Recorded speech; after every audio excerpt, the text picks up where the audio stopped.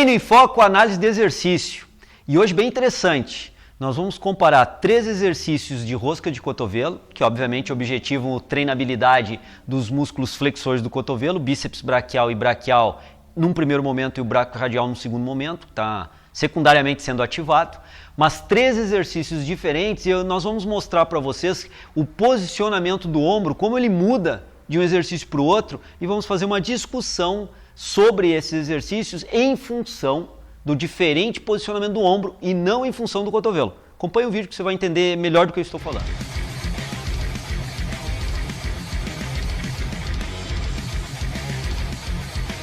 Bom, pessoal, como eu já comentei anteriormente, a discussão que nós vamos fazer, ela é pertinente em relação ao posicionamento do ombro. Aí muitos de vocês podem estar se perguntando, João, mas por que uma discussão pertinente quanto ao posicionamento do ombro num exercício que é de rosca de cotovelo?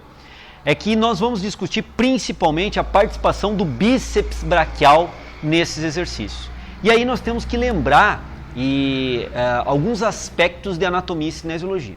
Se você está relembrando bem aspectos de anatomia e cinesiologia, você vai lembrar primeiro que anatomicamente o bíceps braquial tem inserção cruzando a articulação do cotovelo, mas ele tem a sua origem também cruzando a articulação glenomeral, no eixo látero-lateral. Então esse músculo, bíceps braquial, ele também tem uma atuação significativa na movimentação do cotovelo.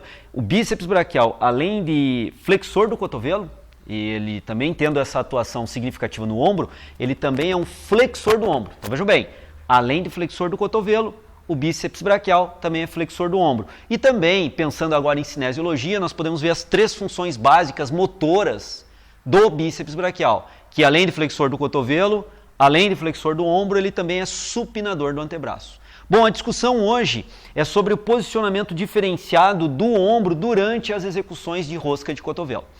Então o Caio está aqui, ele vai me ajudar agora a nós fazermos uma análise da execução e desse posicionamento glenomeral para o exercício de rosca Scott. Vamos lá, Caio? Então ele vai pegar, vai fazer o tradicional, o clássico de posicionamento, sentar, a gente já ajustou a altura do banco, coluna posicionada, apoio do tórax, ombros posicionados, travados, fixados e o movimento agora é de flexão e extensão do cotovelo, buscando não estender completamente o cotovelo para não entrar em ponto de descanso, então fazendo um trabalho tensional forte sobre a musculatura, obviamente flexor do cotovelo. Mas a discussão e o ponto que eu quero chamar a atenção de vocês é com relação à glenomeral. Nós podemos perceber que glenomeral está com uma flexão do ombro já nesse posicionamento. Vejam bem, o ombro, o húmero do Caio não se encontra ao longo do tórax dele, então se encontra à frente em flexão com aqui uns 70 a 80 graus de flexão, claro, apoiado sobre o anteparo do banco Scott. Mas vejam bem, ele se encontra já com alguma flexão do cotovelo. Ok, Caio, recuperar um pouquinho aí. Só mantenha os teus braços assim, pode deixar soltar o peso. Isso, só mantenha os teus braços assim. Vejam bem, nessa posição o indivíduo então já se encontra com uma flexão do ombro. Durante a flexão e extensão do cotovelo, o tempo todo já em flexão do ombro de aproximadamente aqui 70, 80 graus de flexão. Isso faz com que o bíceps braquial, sendo ele um flexor do cotovelo e flexor do ombro, ele se encontre durante toda a movimentação, durante toda a ADM, amplitude de movimento executada de cotovelo, ele se encontra um tanto quanto encurtado, já que o ombro se encontra em flexão. Ou seja, ao flexionar o ombro, gera um grau de tensão de encurtamento em bíceps braquial, ele vai encurtar mais e menos, dependendo do posicionamento do cotovelo, mas ele já se encontra com algum grau de encurtamento na articulação glenomeral.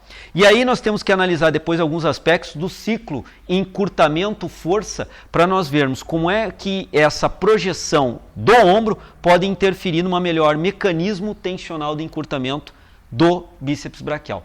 Para isso nós vamos passar agora para analisar a rosca direta em pé e depois analisarmos a rosca inclinada também para fazermos essa análise da articulação glenomeral. Bem, pessoal, podem perceber agora que o Caio se encontra aqui no posicionamento para executar a rosca direta clássica, né? Pode ir lá, Caio, fazer a execução.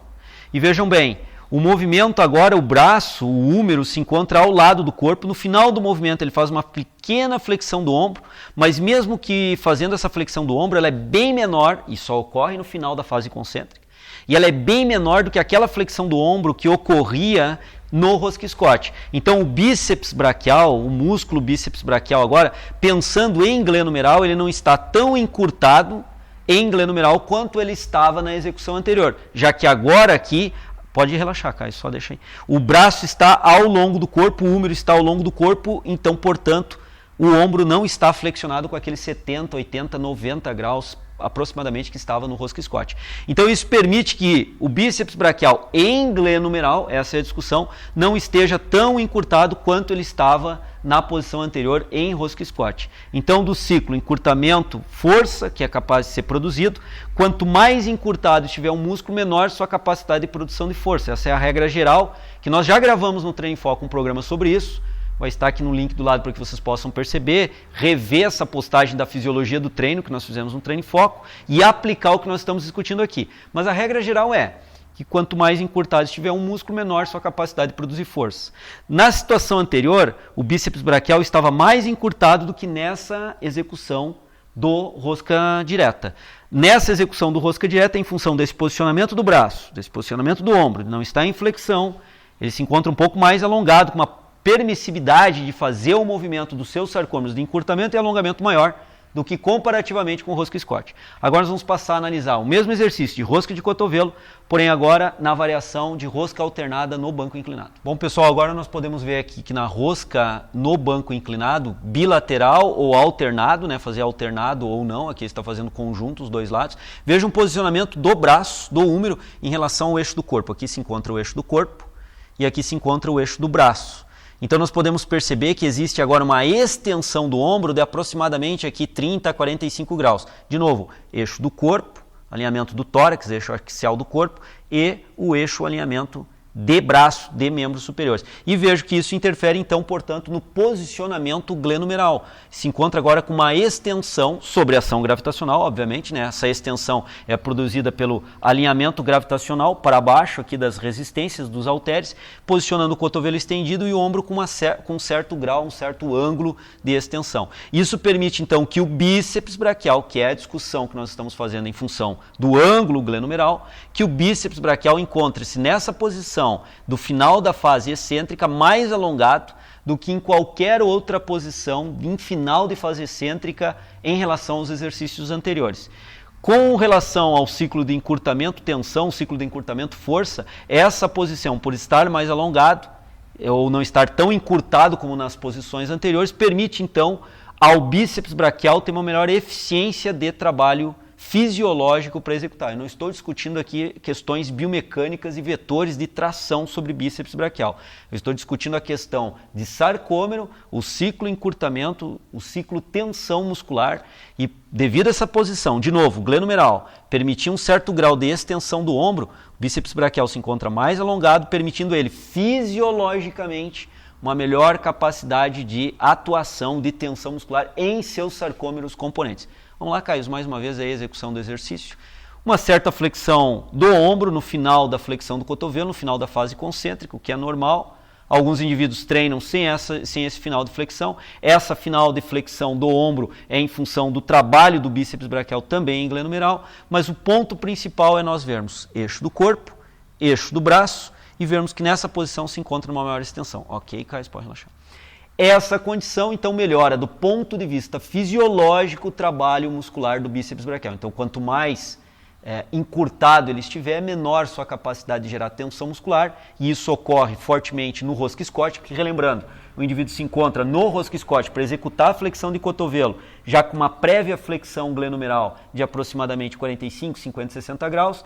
Na rosca direta ao longo do corpo, já não tem o encurtamento que tinha no rosca Scott, e agora o posicionamento glenumeral é em extensão. Já está em um posicionamento mais alongado e não tão encurtado como nos exercícios anteriores, permitindo, mais uma vez, reforçando a ideia do ciclo tensão, a capacidade do encurtamento tensão. Quanto mais encurtado, menor sua capacidade de produzir força.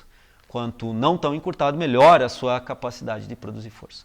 Ok, pessoal? Essa foi a discussão do Treino em Foco Análise de Exercício de hoje. Foi uma discussão de posicionamento da articulação glenumeral em exercícios que enfocam movimentação dinâmica de cotovelo.